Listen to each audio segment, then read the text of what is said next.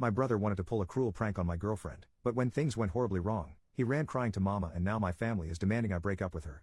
Posted by user throwra_Utonium. I'm going to jump right into things. I, 27 male, have been dating my girlfriend Lola, 22 female, for about 2 years now, and overall things have been great.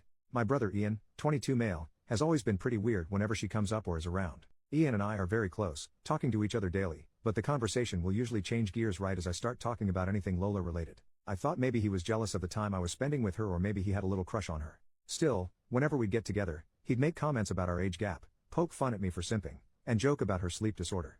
Ian's always enjoyed a good prank, either pranking or being pranked. He loves to laugh and I genuinely believe that when he goes to prank people, he means it in a way to share the laughter. When he's tried to pull little pranks on Lola though, he does things that he figured out triggers her disorder, like making sudden loud sounds, jumping out to scare her, and one time I caught him before he was going to do the shaving cream sleep bit while she was taking a nap in the guest room. I warned him in more detail then that he shouldn't mess with her while she's sleeping, as interrupting her regulated cycles isn't good for her, and at the absolute best she's the worst kind of cranky when she's woken up. Ian looked like he understood and I thought that was that. I threw a New Year's Eve party a few days ago and invited Ian and a bunch of mine and Lola's friends.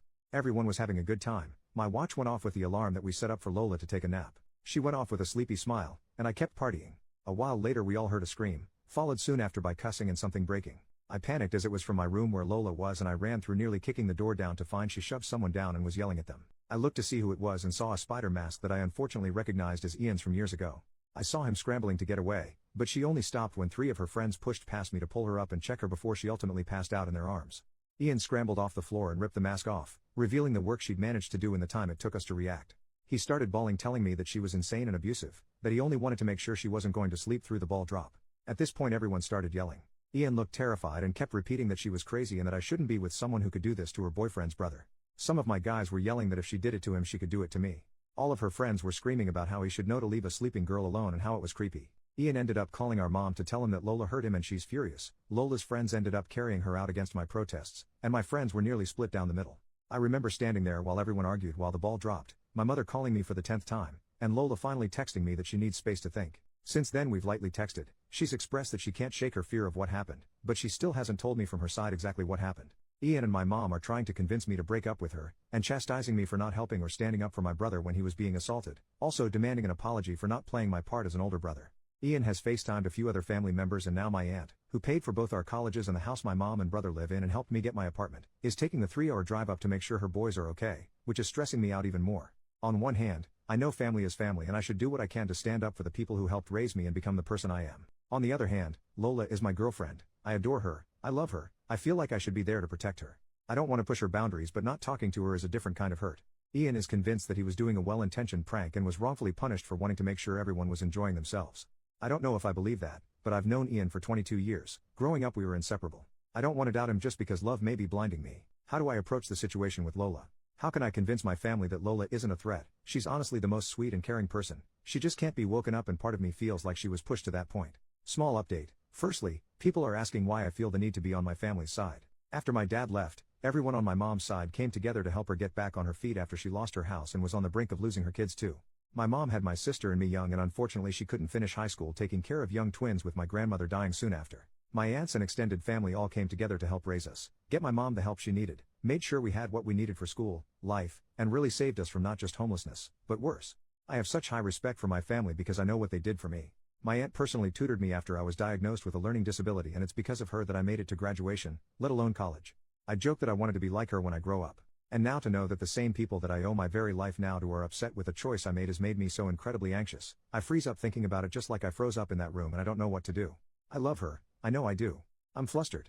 Secondly, what makes the situation worse is that one of her friends from the party just texted me to chew me out for choking up at the party instead of standing up for Lola. A lot of choice words were said, but the thing that stuck out to me was her calling my brother insensitive for not only disturbing her, but using a phobia against her. It just clicked for me that he had a spider mask. Lola has severe arachnophobia, I know this and I'm racking my brain trying to think if Ian knew that or if it was bad luck that he decided to pull this stunt with that.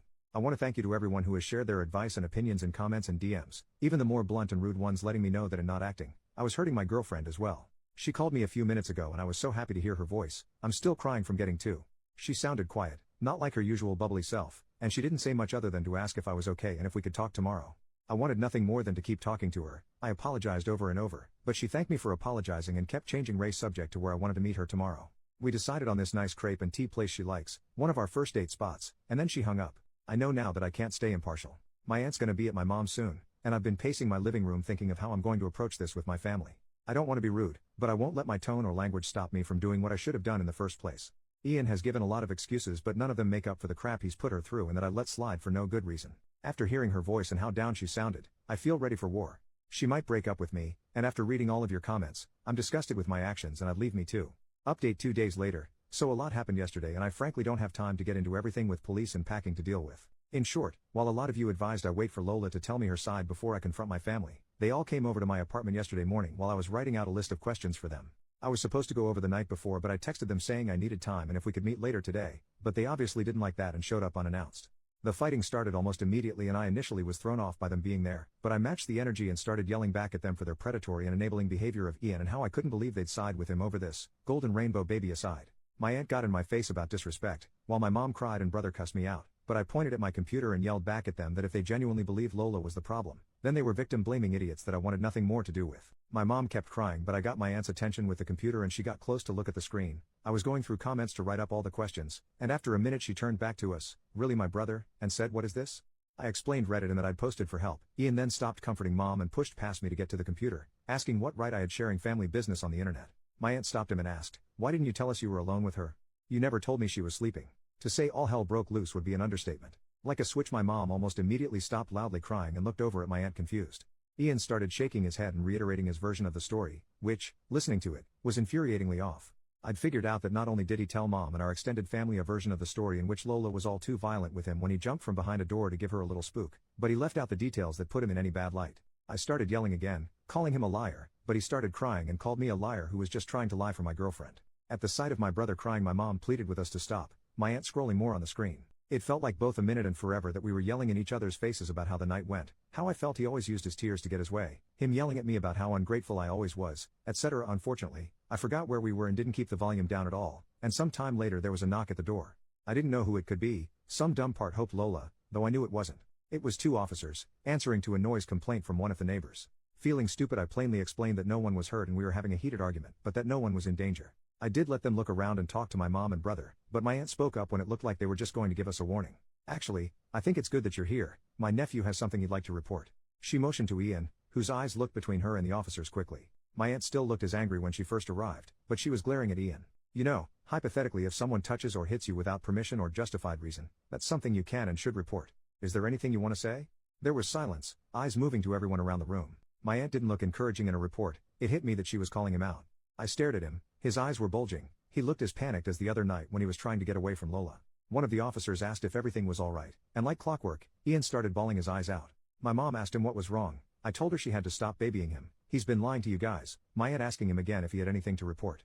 "You were up in arms against this girl this morning. Where'd all that fire go? Did she hit you or not?" It took a while of us pushing him, but he finally admitted to the room that he didn't have anything to report because he, and I quote, "didn't feel like she'd be rightly prosecuted." His next story sounded closer to the one I knew, where he admitted to knowing Lola had gone to sleep and wanted to scare her so she'd wake up. I still don't believe his reason why he wanted her up, that he put on a mask. I asked if he knew she had a phobia. He said he knew she found them creepy, and that no, there was no one else in the room with them. He couldn't get any of our friends to agree to the prank, so he did it himself. He said he started making sounds against the wall, the bed was against the wall, and then got close to scream in her face.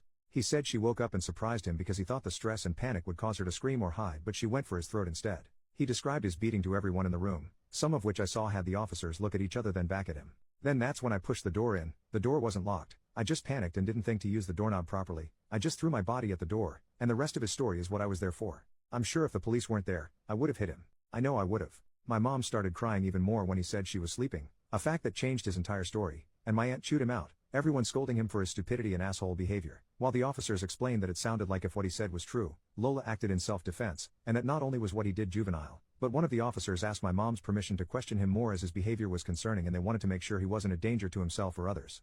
My aunt and I told the cops he was 22 at the same time, an adult, and they didn't need her permission. He looks a lot younger than he is. Upon hearing his age, one of the officers sat down with him and asked him to talk through his thought process, and the other officer explained to my mom and aunt that Lola could press charges given Ian's story. My aunt still looked pissed while my mom cried about being confused and over her baby. My mom literally looked at me and said she didn't understand how her baby could do this. I already knew I was deep in the bull crap of this family, but I realized that I couldn't grow in the earth that poisoned me, and I needed to get away if I was actually going to get better and stay better. My mom kept fussing with my aunt and another uncle on the phone crying over the drama while I texted a friend of mine who lives across the city if I could stay with him. I was feeling overwhelmed with all of them and didn't want to be within a few minutes of the source of the problem. I also wanted to give myself space to think and understand with a clear head. I'm typing this between breaks of me packing. My aunt saw me in my room doing this, but she didn't stop me. She only asked me if I'd spoken to Lola about this, and I told her I haven't yet, but I had plans to later on. She told me she was sorry for believing my brother without listening to any other account and that she hopes Lola is okay. So then it was just me in the apartment. The cops left after taking a statement from my brother and my mom left with my brother, still crying, my brother calling me a jerk, the world's worst brother, and my aunt gave me a hug, apologizing again for how she and her sister acted, and told me that I don't owe her anything, but that she'd like to know that Lola's okay. With everyone gone, I went to my friend's house and I'll be there until further notice. He couldn't make it to the party but he heard about it from multiple people. As far as Lola, yes, I did meet with her yesterday. As excited as I was to see her, I know that most of you were telling me she was going to break up with me, so I've been preparing for that. Whether I ended up single or not, I wanted to make sure she was okay above all. I know I don't deserve her as a girlfriend, and I'd much rather she not be with me if it meant she was safe. She brought a friend with her and we all sat and talked. I showed them both the Reddit post and Lola has asked that I not share any more information about her until she feels ready herself. She's on Reddit for gaming and general scrolling fairly often and let me know that if she came across this story without me having told her, she would have been pissed. She did however read a lot of the commenters worried about her and wanted me to express to you all that, while upset, hurt, and with mixed up emotions, she is overall okay. She doesn't like that I posted about her without at least giving her a heads up, but after I offered to take the post down, she only asked that I give her time and to leave her personal life and opinions out of anything beyond what I've already said here until she says otherwise. In short, she did break up with me, and when I told her about the police telling us that she could press charges, her friend laughed and told me that they were more than aware. She thanks everyone for their concern and told me she really hopes we both learn from this. This section was approved by her. So yeah, unless I'm forgetting something, that's all I have and can give right now. My mom has been calling and texting me, telling me that this whole ordeal has made Ian and her a wreck and she can't believe I'd let a girl do this to us.